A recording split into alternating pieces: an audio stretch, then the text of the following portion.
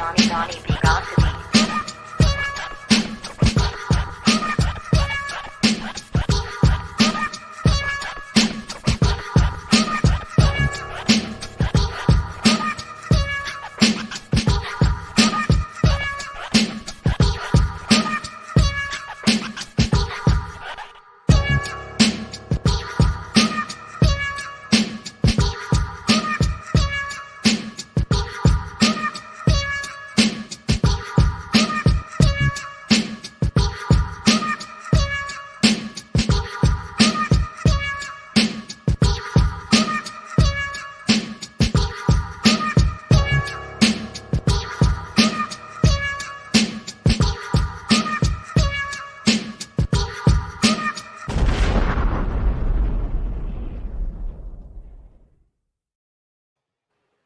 Hey everybody, it's Donnie B Got the Beats, and we live on the beat. You already know what time it is. Man, we're gonna jump straight into this thing, but I guarantee you this is gonna be a great interview. I'm so excited, y'all. But for those that watch, you already know what time it is. It's time for that glorious intro, y'all. So stay tuned.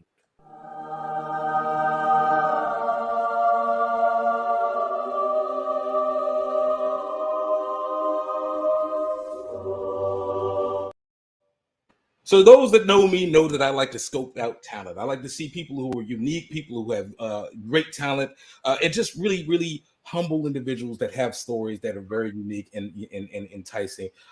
So this young lady I had on, I'm having on tonight. Excuse me. I met her at work, but just how she carried herself, her entire demeanor was entirely professional. But she was so cool, down to earth, and not only that, she was a DJ and she played all of the dopest tunes that I've heard in a long time. I haven't, you know what I'm saying? Because usually you hear like California swag or whatever, but you know, she had a very unique take on DJing, and I'll let her tell you exactly what it is. But nonetheless, I'm very excited to have my guest tonight, DJ and discoballer. Gotta say discoballer, DJ Dom Cristall. What's going on? Hi, thank you so much, Donnie, for having me. I'm thrilled to be here, and what a lovely introduction. I appreciate it. Thank you very much. How's life in the world for you right now? It's awesome. It's sparkling. I've got my disco ball next to me, and we're chatting. And you know, I mean, disco is my favorite thing in the world. So nothing makes me happier than talking about it. Hey, that's what it is. That's what it is. All right, let's get straight to this thing. I know your time is precious, so we're gonna get straight to it. First things first. DJ Dom Cristall. Why don't you tell everybody in the world just who DJ Dom Cristall is? Oh my God, what a question. Well, so the name, so my name is Dominique, and my last name is Cristall. And when I started DJing, I was kind of like in that existential agony of like, do you take on a DJ name or do you run with your own name? And, you know, I do like my name, and it's, you know, a lot of people crack jokes about how it's, you know, kind of, I don't know, naughty sounding or whatever. But I was going back and forth, and I have a brilliant friend who's in marketing who I used to work with in a previous life. And she was like, you're named after two champagnes. Like, how can you possibly get cooler than that? So decided to drop the unique and carry the Dom and the Cristall. And that's how the name came along. Yeah. But disco's been a part of my life for as long as I can remember. And so, you know, when it's like, who is Dom Cristall? It's like, it's a visceral thing for me. It truly is. So awesome. So awesome. I love that. And I never really thought about the connotation that might come with it, but I mean, it's a dope name nonetheless, you know? Yeah. It sounds like it might be like, you know, $3.99 for the first minute or whatever, but anyway. Hey man, only fans has a market too, you know, no worries. But definitely disco is where it's at for you. That's it. And, that's what we know you as, and that's what we love you for. So next question. Growing up in, where exactly did you grow up? Let everybody know, and feel free to talk about it, and let us know if you happen to experience anything that helped you to become the success that you are today. Oh, that's so sweet. No, so I was actually born in the incredibly uncool Edmonton, Alberta, Canada. No offense to anybody who's from Edmonton, but not my personal jam. And then I moved when I was 11. My family moved us outside of a fishing village of 3,000 people in Nova Scotia, Canada.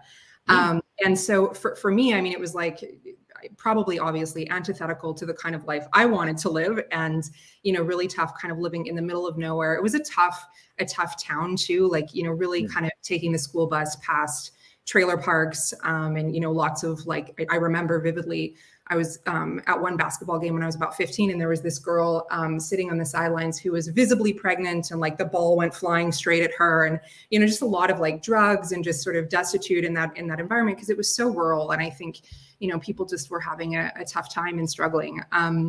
And I was very lucky. That was not my personal reality, but I do remember very much thinking like, I want to get out of here. And funnily enough, when I was 14, my dad gave me the Saturday Night Fever soundtrack. And I remember listening to it and thinking, oh my God, all of the secrets of the universe are in this kind of music. Like, I need more. I want more. Where can I find more? And I truly, like, I would be studying for my math exam or whatever, and the night before I would be listening to the best of Barry White. This was totally weird. This was like probably, I guess, 1998, 99 in, a fishing village in Canada. And I was like blasting Barry White thinking this is going to be my ticket out. If I can hang on to the essence of this music, I will be okay. But yeah. I love that. And it's funny, how I was introduced to disco music. Don't laugh at me. But literally, it was the Saturday Night Fever soundtrack, but via a movie. Because I was like that little kid who was like, what's the HBO movie show Dream On? I was like I stayed in front of the TV, and there was a movie called Short Circuit, and Short Circuit had the little robot, and he was singing. He saw the More Than a Woman. And then from there, it's just like, oh, okay. And I'm like knee high to, a whippersnapper. And I'm just like, I'm running around the house singing More Than a Woman, you know what I mean? Amazing. So that was how I got introduced to it. And then after that, my dad, he was actually he was in the entertainment industry as well. He played with a funk band called the Crown Heights Affair. And so from there, he taught me, pretty much about music. And, from that point on, it is what it is. But I just think it's interesting that you said that because, that's just something about that soundtrack that I think you're right. It does have all of the secrets of life and fun and love and energy and fluidity and freedom in it. Yeah. So. And inclusivity and all that stuff. And it's funny because it was a very, very dark movie. Like I didn't really realize until I was a lot older that, the film was really like not a happy tale. Beautiful to look at, of course, but yeah, I think that's sort of what makes the soundtrack so interesting is because you have these amazing bangers of like, we're on the dance floor and it's Studio 54 and it's fabulous, but there's also like a lot of more haunting, instrumental tracks that are a little bit tougher, but equally cool. So yeah, I loved it. And I love Short Circuit too, PS. I'm going to have to dust that off because I haven't seen it in years. Good film. One of my favorites, all-time classics right there for sure. So I want to go to the next question.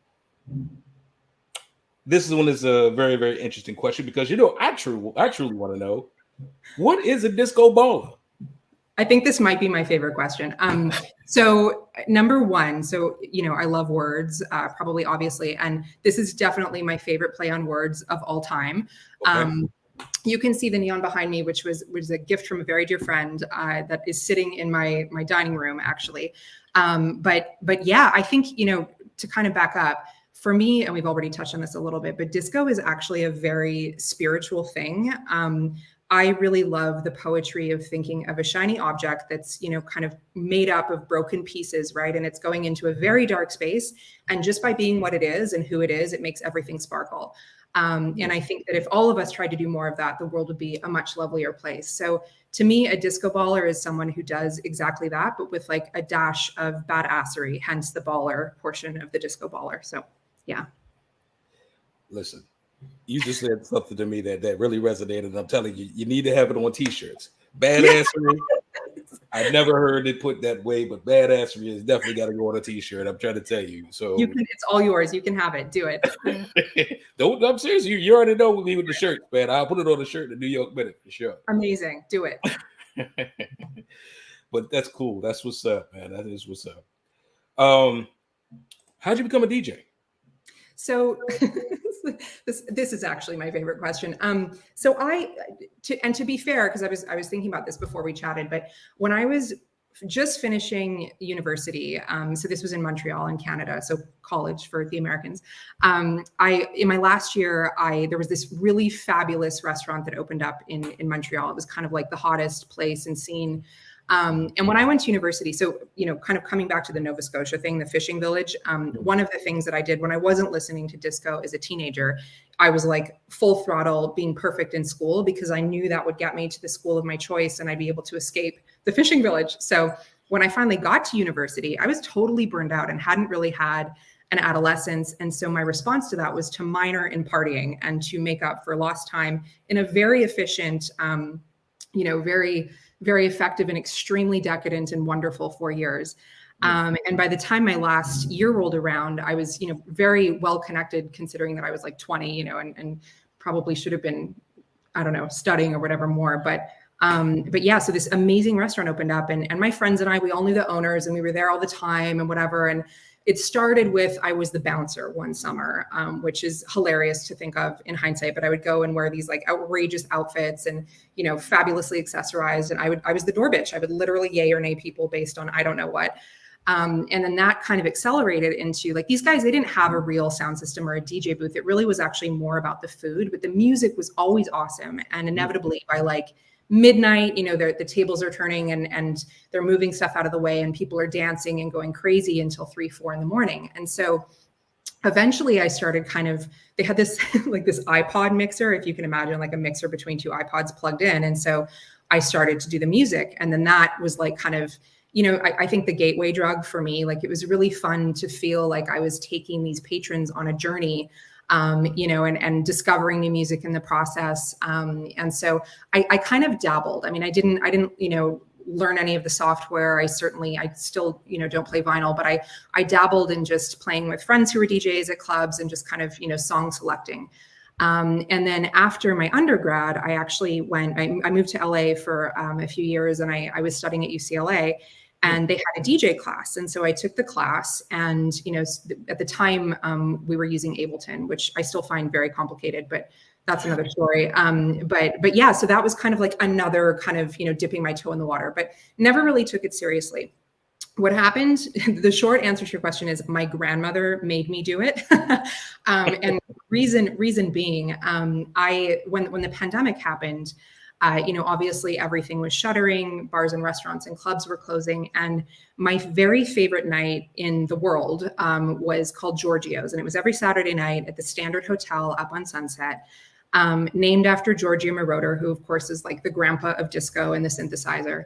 And I was there with my grandmother and my best friend and all of our friends religiously every Saturday. And like, honestly, I can tell you, Donnie, I'm not a churchgoer, but I imagine that must be what the experience feels like for people who love that, because It was, to me, the uncontested happiest place on earth. And it was this beautiful community of everyone and everyone and, whatever. I mean, it was just so inclusive and dynamic and beautiful. And they only played disco. It was just really like hardcore old school disco. I met people there who used to party at Studio 54 who would say they hadn't experienced anything like 54 until Giorgio. So that was like kind of the flavor. Nice. And without it, I was devastated. I mean, truly, it was like a period of mourning of every Saturday evening at a certain time, I would get twitchy and be like, I should be putting on sequins and we should be going out, And so finally one day I'm lamenting to my grandmother. And I was like, I don't know that I can live without this. And she was like, you should learn to DJ. And those moments in life when like someone says something and they've spoken the truth. Right. And I was like, oh shit. And I knew that this was going to be like a thing. Like it was, I said to her, okay, I'm going to do it. Invest in it, learn. I bought a controller and started taking lessons. I call my controller my cockpit because when it first showed up, I was like, I don't know what any of these buttons do. Like absolutely no clue. I was green. But it just, that's how it happened. And instantly, the more I learned, the more I was hooked. And I just thought, oh my God, this is like the perfect thing for me. It makes me so happy. And I feel like I'm 1000% myself when I do it, which is the best, right? To get into that like juicy spot. Absolutely. It's awesome. I have experienced it too. The moment of clarity. Somebody says something and it's like eureka. Like, wow. Yeah. You know what I mean? I totally understand with that. Now, with that being said, being where you are now with things, so could you say that you could find something else to do at anyone, or you just never, you don't think you could ever do anything else other than that? Like that's really truly what you want to do? I mean, I think it's something it will always be a part of what I do. And I think like the kind of person I am is, there's so many things that I do that I have, a lot of sort of day jobs and whatever. And it's like, it's one of the pieces of the life that makes me happy. Right. But I know without a doubt that I have to do it. How much airtime it gets and like the show of my life, the jury's out, but I absolutely love it. And I intend to do it until I'm like, blue haired and wrinkly. So yeah. I love it. I love it. So there you have it so far, ladies and gentlemen. DJ Dom Cristall is she's definitely laying the facts down, man. So make sure you tune in, join us in the chat. Let her know that you're here. So for the song, we already had Paige Evans. Wanted to throw that back out there in case you missed it. She said, "We love Dominique." It's hard not to love Dominique. You know what I mean? Like, she's a discoballer and she's awesome. Oh, hi, Paige. With a stitch of badassery in there. You see what I did? All right. So who and or what were your inspirations, or are your inspirations, should I say? Yeah, I think there have been many, and certainly perfect segue. My grandmother is one, and I think about her wardrobe specifically, actually, and just I mentioned that we actually go to the disco together, but often when we're going, I'm wearing something that she gave to me that she had when she was my age or younger, which is like so special. But she's helped me kind of contextualize and understand the disco era in ways that I don't think I would have had access to otherwise, because she was kind of there. And it's funny, I'll play something and she'll be like, "I love this song and I know all the words." And like we had, kind of, I've fallen in love with it independently. She was there the first time around, and now we're kind of trading notes, which is super special. I think, broad strokes inspiration for me. I've been fortunate enough to travel, and dance on dance floors all over the world, and, attend some pretty incredible parties. And I think, for me, being at a night or, experiencing a night where you're listening to someone who's really taking everyone there on a journey and and listening, right? Listening to the attendees of whatever, the patrons of the club, whatever's going on, and really kind of responding to that and kind of creating that experience of joy. And for me, I can think of nights that I've been at where all of the factors have been there and the magic has just been palpable, and and the champagne is flowing or whatever, and everyone's just having the best time. And I think for me, that's been like a super important source of inspiration. I've also been lucky enough to have a lot of DJ friends, and they are all amazing, and all of them, and some of them very established. And they've been such wonderful resources to me. And I cannot believe truly the kindness that, when I took this on. I have one friend, Max Pask, who's in New York, and he's been a DJ. That's like his whole gig. That's what he's done his whole life, essentially. And I was like, "Max, I don't know what I'm doing. Like, please, talk to me like I'm 4 years old. What should I buy? What should I get?" And he was like so on it and generous with his time. And I've had other friends who've been the same. And that's super special and very, very inspiring. But as I mentioned, this is something that for me sort of, attracted, it's been a part of my life for so long. And I was thinking about this earlier when I was thinking about our chat. There's an amazing Sesame Street video that I would highly recommend anyone who's into disco or Sesame Street seek out on YouTube. But it's this sketch that was one of the earliest sketches in Sesame Street. I think it was actually the first time that Elmo was ever introduced. But anyway, it's Cookie Monster singing. He's in a nightclub on a dance floor with a mirror ball spinning. And the song he's singing is called "I Lost Me a Cookie at the Disco," which, you can extrapolate what the problem that he's having, but like the music is fabulous and it's like all soul and sparkles. And I think, I probably saw that as a kid and was like, "This is amazing. I want to be a part of that." So yeah. Yeah.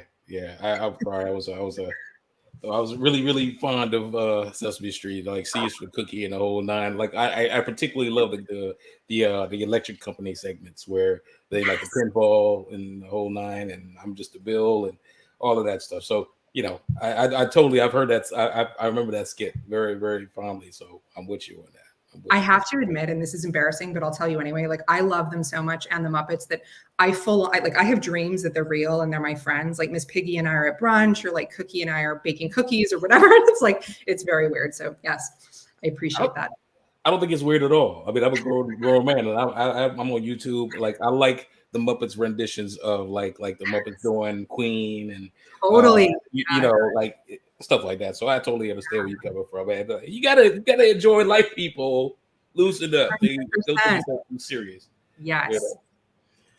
Anyway, I digress. So glad.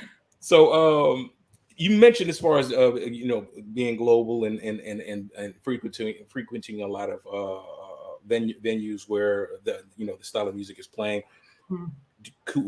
Outside of the Sunset Boulevard, the Standard, what are the next two dopest venues that you've been to? Yeah, so that's such a good question. I think one was actually one of my dearest girlfriends. She's Italian, and she got married outside of Venice, because she's from Venice, and she rented a private island to have the reception. And it was just like, I mean, it was like I was in a Fellini movie. It was absolutely unbelievable. And the DJ that night, his name was John Citrixa, and he was like, you know, this was probably 15 years ago or so, and at the time he must have been in his late 60s, and he like had this white like sort of hair that moved in every direction, and he was wearing a tiki shirt. And he was so amazing that, I mean, nobody wanted to sit down for the dinner. Everybody was just like, what is even happening? And he played almost entirely disco. I remember, I think Shazam had just come out, and I was Shazamming like every third song, which is so fun because even now I can go back in time and kind of like revisit, you know, the moments of that night. But that was a pretty spectacular night. And like we danced until the sun came up, and she had Venetian masks for everybody to put on as things got brighter, and we were all like haggard looking. So that was pretty sensational. I've had a lot of fun nights in Paris. There was a club that was very notorious for having a very discerning door. It was called Le Baron. They used to say it was the hardest door in Europe. And I was lucky to go there a bunch of times and had a lot of fun. It was really tiny. And I think that's something that probably most of my favorite venues all have in common. They're small, they're dark, they're intimate. You know, and you feel like you're right there kind of with the DJ. But that was a ton of fun, too much fun, actually, subject for, you know, another podcast. And yeah, and then I think, you know, I went through a phase when I was finishing business school. I was freelancing in fashion, and I had a friend who was sort of this like almost like Andy Warhol-esque stylist who we used to go to Fashion Week in New York together. And I wasn't even of age, by the way, when this was happening. But he would sort of like make me go to the front of the line of all of these unbelievable parties that we were totally not invited to. And I would just negotiate our way in. I would make stuff up or whatever, just kind of like hustle our way, convince them that we should have been invited, basically. Right. But some of those nights were really, because they were so private, and obviously the guest list was very curated, and there were a lot of, you know, sort of like drunken celebrities wandering around like zombies and stuff. But some unbelievable music. I mean, I think we saw James Brown actually at one party. And this was shortly before he died. And that was like, you know, just maybe 300 people kind of in this intimate concert. So yeah, those are a few of the sparklier experiences I've had. That is awesome. That's awesome. I mean, I wish I would have been able to bump up those with James Brown for sure, man. Yeah, I had asked him a lot of questions for sure. Okay. What are essential skills that are needed to become a successful DJ? But with that being said, a successful disco DJ. Oh, good question. I think, yeah, I sometimes I refer to myself as Discopedia. So there is like the knowledge component. Although I feel like the more time I spend in this, the more there is to learn. It's like learning in general. The more you know, the more you don't know. But I think, and I think this would probably be true for DJing in general, listening. I mean, that sounds really basic, but it's one of the things that I love the most about it is that it's totally a right brain and left brain pursuit. So on the one hand, you're counting. On the other hand, you're feeling, you're emoting, and you're following the crowd. But I think that probably the most important thing, and this is also what I've observed with DJs who have played, you know, events or nights or whatever that I've really loved, is they're really responding and giving to what the people that are in front of them are kind of feeling and need. And so I think it's that kind of like, is there such a thing as disco empathy? I think that's the number one skill. I just made that up. I had to look up because I was like, interesting. Yeah, no, it's awesome. Yeah, I'm with it.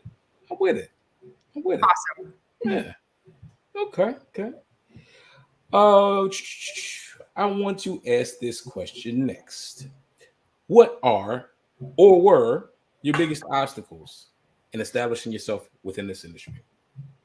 I don't know that this is going to be an unexciting answer. I don't know that I've actually really had any. I think there are some pretty like obstacles. Like my equipment is really heavy, which because you helped me carry my gear. At that at the event at UMG. Yeah, I mean, I honestly probably just myself. I think that like it's so awesome that my grandmother was like, you need to do this, because I think I would have been too scared. And yet I think on some level, I always knew that this was something I needed to pursue. So I think, I really think for me, it's just been, kind of really committing to trusting that I can totally do this. It sounds really basic, but I do think that's an obstacle. And I think it's an obstacle a lot of people run into in different aspects of their life. I agree. And it's like, nobody else can believe in what you could do if you can't even believe in what you do. Exactly. Yeah, 100%. I totally understand. Awesome answer. Badassery. Thank you. Badassery. Current aspirations, projects. What are you currently working on? What are you, where are you trying to take things? I mean, you're just trying to go with it and, 800 miles an hour. Yeah, I think so. I think one of the things that the closure or the shuttering of Giorgio's has left is, just a hole in my own personal life. And I think that's what's so fun about this for me is it's like, because I love it, I'm really doing it in obviously for other people, but also for me, because it makes me so happy. I would love to, start a night in LA on a semi-regular basis that's just like purely disco, and really there are a few really great events that happen around town, and you just kind of have to know about them and where they are. And some of them are a little bit more specific than others, and they might be dance focused or whatever, which is great. But I'd love to kind of, get something a little more in the vein of Studio 54 back on the calendar on a regular basis in LA, with me or others. Like, I think there's so many amazing DJs in this town who know the music. So yeah. We're gonna do this. We're gonna Yes. put that in another. Yep, it's going out there for sure. Well, I definitely thank you for everything that you shared so far. But ladies and gentlemen, make sure that you like and subscribe and follow DJ Dom Cristall. I put our social media down here at the bottom, and make sure you hit her up for sure. And especially give her night, give her disco night. Okay, ladies and gentlemen, I'm gonna pine for it. My shirt. Definitely. So I want to get to the next segment, which is my favorite segment of the whole show. It's called Hot Topics. You ready for Hot Topics? I'm ready. Absolutely. Indeed. So here we go, ladies and gentlemen, Hot Topics.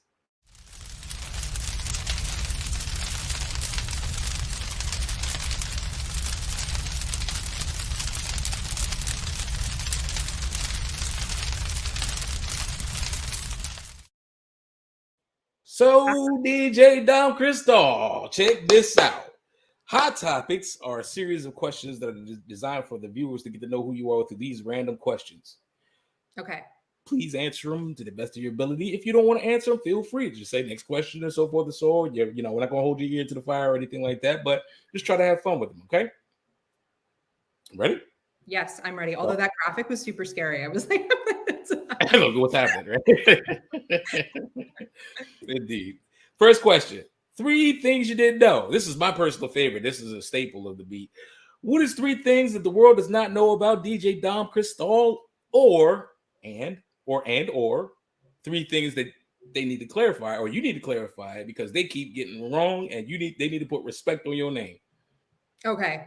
So I think I've got 3 of those. So I think maybe number 1 that, yeah, I mean, maybe it is obvious, but I'm a real nerd. And it's funny because like, I remember one event that I was playing recently, and there was a woman there who was really kind of like, I don't know, she was a little bit, gave me the cold shoulder and said something kind of dismissive. And I actually worked in aerospace for almost 10 years.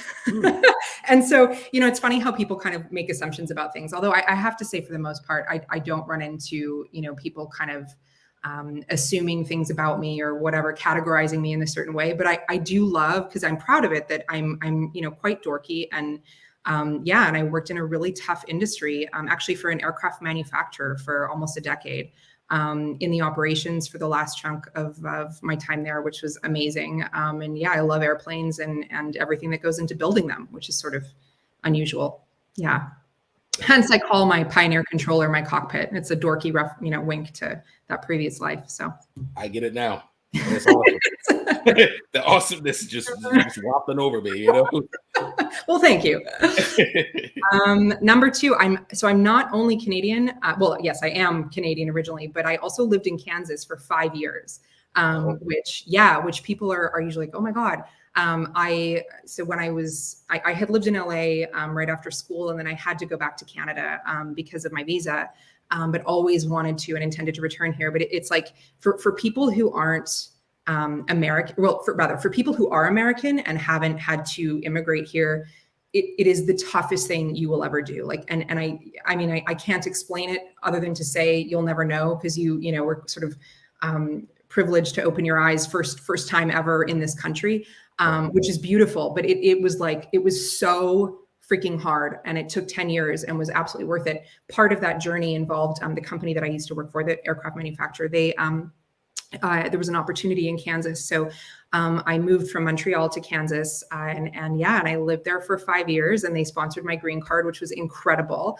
It was an amazing experience, but definitely one of those things that, like, when you're on a dance floor wearing sequins and people often don't assume that someone like me has ever been to Kansas, never mind spent 5 years of my life there. So yeah, fun fact. Okay.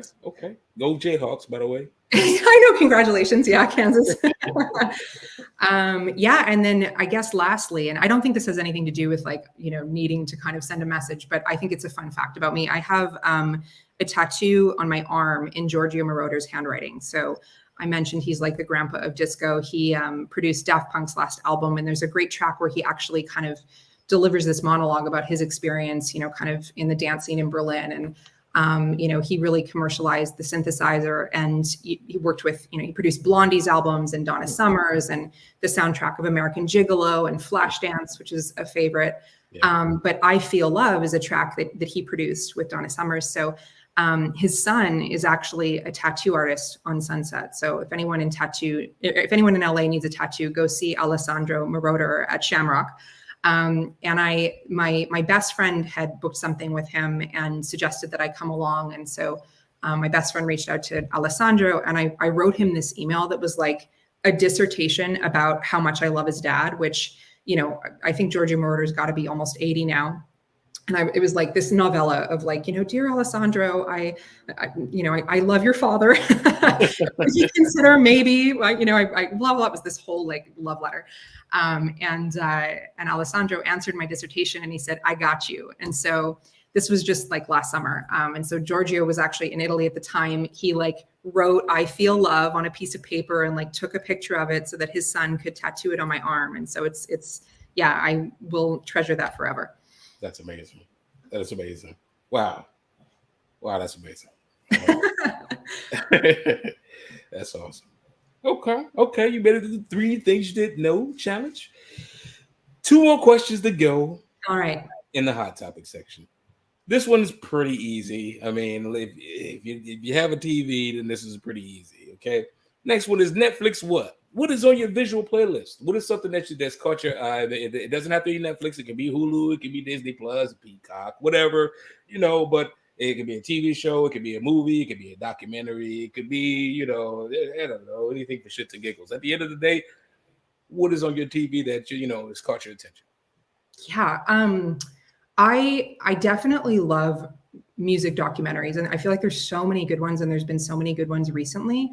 Mm-hmm. I loved Supermensch, which is about manager Shep Gordon and his like wild story. He tells the story of a bender he went on with Teddy Pendergrass. That's like, if I could go back and steal someone's experience from that time, it would be that one. But yeah, it's just such a feel good story and such an interesting kind of glance at LA at that time and what an interesting and kind of kind person he was. And I love that one. The Bee Gees doc is obviously near and dear to my heart. Great story, great music. And you know, I will definitely shamelessly, the Studio 54 documentary for me, I think is probably what Headspace is to other people. Like I will put that on and it just makes me feel, you know, like I've found inner peace and everything's fine in the world. I'll just leave it on in the background and like let it roll. So yeah. Okay. Get it. I get it.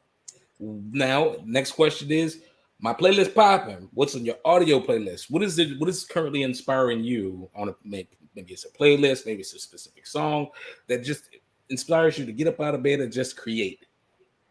So I have a couple playlists that I love that I kind of like revisit. And lately I've actually been kind of going back and revisiting some, you know, things that I found and fell in love with a while ago. I have one playlist that's called You Can Do It. And it's literally like a series of disco, soul, and funk songs that actually Teddy Pendergrass, one of them is Wake Up Everybody. And I find that if I listen to that before I've had coffee, I can do pretty much anything. But that's a fun one for like, you know, getting peppy. And then I have this other playlist called Sugar Disco that's, I kid you not, like almost 17 hours of just really fun, sultry disco that I've kind of compiled over a very, very long time. And that's one that I've been kind of going back to lately. I actually very recently on Friday, I was out with my best friend at a disco night. And we met this like absolutely fabulous group of people and my new disco pal, Rob, who like entertained me with his stories of his time at Studio 54. He's been introducing me to sort of undiscovered Northern soul tracks that I didn't really know about. And I really love the intersection of disco and soul. And this is very much kind of in that sphere. So he put my disco playlist to shame. He sent me a 44-hour playlist of Northern soul that obviously, I don't even know if 44 hours have happened since Friday, but anyway, I've been listening to it and it's fabulous. So I can't even think of anything that I've done for 44 hours except work. So background while you're working too. I do that sometimes. Yeah. That's awesome. Okay. You guys make sure you get there. You guys need to get your playlist like hers. Okay, get your playlist like hers. Okay, that 44 hours too. That's that. I mean, that's just. Whew, but 17 hours. Yeah, we can do that. That's easier. Yeah. Indeed. Well, I appreciate it. You made it through Hot Topics, and this is definitely gonna go down in the history books. We learned a lot about disco for sure. Yeah, sorry, I can't help it. No, but that's specifically why I asked for you to come on, because this is unique, and I love it. I love it really. And just calling and shedding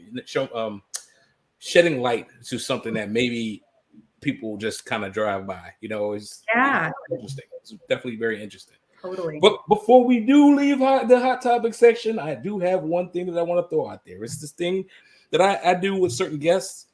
It's called Game On. Uh-oh. And I want to know if you want to take the challenge for Game On. I feel like I have to.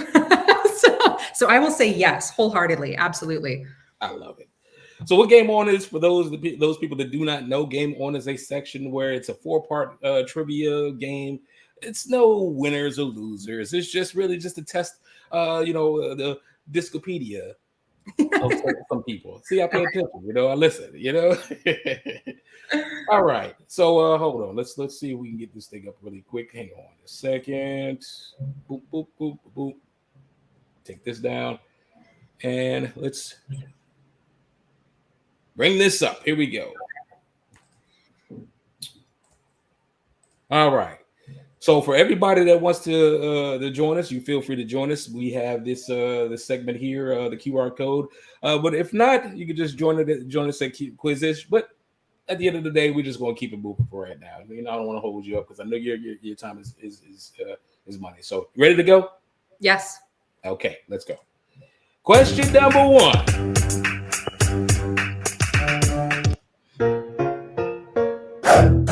Who had the disco hit "I Will Survive"? A. Donna Summer, B. Andrea True, C. Gloria Gaynor, or D. Diana Ross?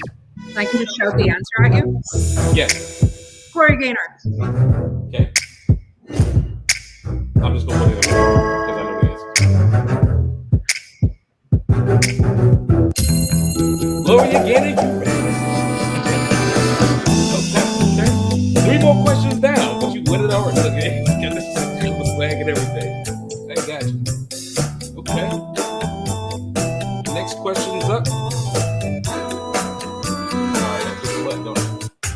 Question 2.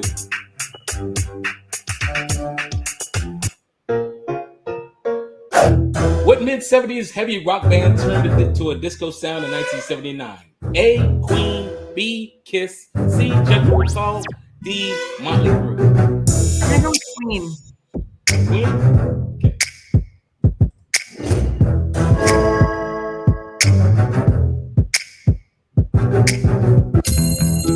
Okay. Yes. No worries. There we go. You lost me at heavy rock.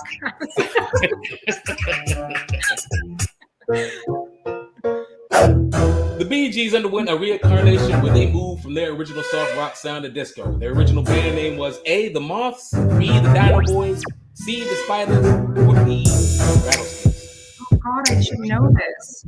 I have no idea. C, not right.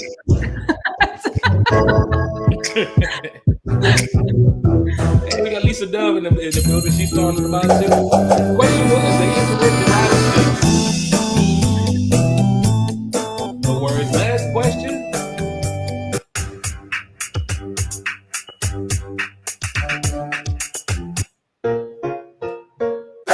What is the full name of Casey and the Sunshine Band? A. Harry Wayne Casey. B. Hugh Kaczynski. C. Harvey Casey. D. Harrison Ford. I'm gonna go with this is so embarrassing. I don't know. Let's go with A. C. Okay. Whatever you want. Either one of those. It's Harry Wayne Casey. You had it right the first time. No worries though. Thank you for playing along. It's my pleasure.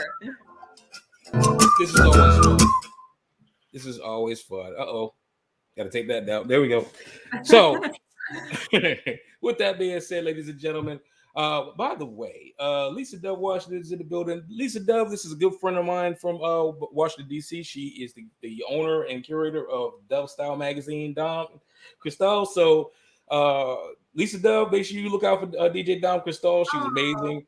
Good friend of mine. And you know, I always like to bridge gaps. You know what I mean? That's awesome. Definitely look out. And thank you, Lisa Dove. She says great questions. And she also said, hey. Let's definitely chat. Would love to meet her. There it is, ladies. Oh, she said love it. Get out of here. Get out of here, Lisa Dove. We love it. We love you too. Anyway, so glad you made it through, and glad you were able to play along and everything, and hope you enjoy yourself. We're gonna hurry up and get you out of here really soon. Just three more questions. No, I'm having a ball. Thank you. No, I'm having a disco ball. the wit. I love it. How do you feel that you have paved the way for young DJs, entertainers, and creatives? You know, I think I was thinking about this question earlier, and you know, because and it's funny actually. Today, I really believe in mentoring, and I was having a chat with two younger, up and coming. I won't say kids, but they're both in their early 20s, kind of thinking about what they want to do professionally. And so these conversations were kind of in the context of professional career choices. One of them is interested in aviation, and the other young woman is interested in potentially music. And anyway, but I think I could sense with both of them at that age, right? There's such pressure to like pick something right away and to get it right, when I really think that's kind of ass backwards, pardon my language, but I think the older we get, the better we know ourselves, and the easier it is to make choices that are in alignment with who we really are. So while I think it's absolutely important to do everything we can to support, young people in their pursuits and in their choices and help them figure out who they are, I also think that it's equally important to say to people who found something they love to do, later in life, and say, hey, we're going to help you make this happen. Like if I can do this at 36, anybody can, pick up DJing. And finding it later for me has meant more than I think on some level, or at least it's been as fulfilling as if I discovered it, when I was, 15 or whatever. And it's made so many parts of my life made sense, that I spent so much time in nightclubs, that I love to listen to these like old records when I was in my teens that, my dad was kind of pointing me to, whatever. Right. I think that kind of paved the path for me and allowed me to kind of have the aha moment. And I have absolutely no remorse that it didn't happen when I was, 17 or whatever. And so I think that I'm kind of hijacking your question, but I do think that it would be lovely if everyone started to think about how can we milk our life at every age, because I think that's super important. And I think that more people would be happier if they had the fearlessness to pivot whenever it makes sense and to kind of take a jump. And I think we should all be able to support each other in that way, in the same way that I think about my DJ friends who've been so generous with their time and knowledge, helping me kind of start new and as an old DJ, right? So yeah, that's how I would answer that. No, I mean, first of all, it was a great answer. So it would definitely. I don't think great answers don't come with a clock, right? Yeah, yeah. I love that. Actually, it's one of the more poignant ones out of anybody I've ever had on the show. So thank you. I'll give you that 1,000%.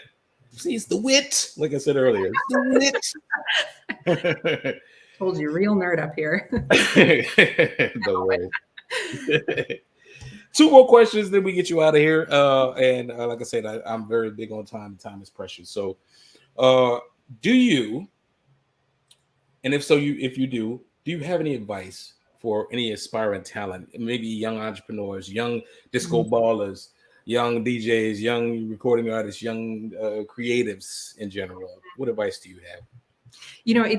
It's funny, the young woman that I spoke to earlier, she asked me, if you could tell your younger self something, or is there something that you wish you'd known earlier? And I think, really just a few things around, for aspiring talent, for anybody who has a bug of any kind, just don't be so hard on yourself. Like, that's the thing I wish I could go back in time and kind of, correct for me personally. I think that we create expectations that are so unfounded and unnecessary.